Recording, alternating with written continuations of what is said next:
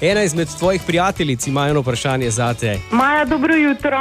Upam, da so ti na anteni skuhali eno odlično kavo in da uživaš pri nas v Celju. Zdaj pa bi te nekaj vprašala. Glede na to, da vedno bolj zgledaš in na fotkah in na živo, če imaš mogoče recept za vse nas, da bi tudi mi izgledali vedno bolj. Uživaj. Hvala. To je tvoja prijateljica Urška. Urška, zdravo. Joj. Kjero prijetno presenečenje. Ja, hvala za klic. Ja, v bistvu recept. Imejte se rade, zaupajte vase, verjemite vase, postavite si cilje in strmite proti ciljem in delajte vse, da jih dosežete. To je v bistvu moj recept. Cool. Imamo še enega, nismo še konc, veš?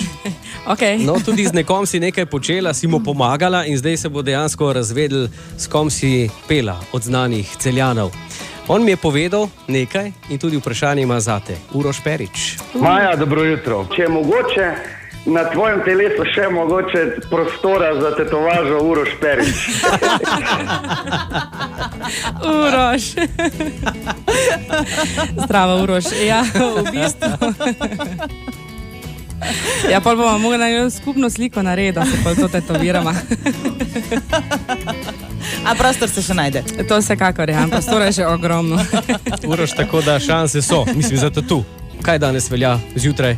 Ja, treba je Treba jesti, jest. ne? In danes imamo tudi dan, ko po slovenskih vrtcih in šolah delijo tradicionalni slovenski zajtrk in smo ga pripravili tudi zate. Evo, tamle na Maja, desno se lahko pogled, obrneš. ven. Hvala lepa. Samo zate. Čist prisen domač froštik. Tako. Dobro jutro, Radio Antena.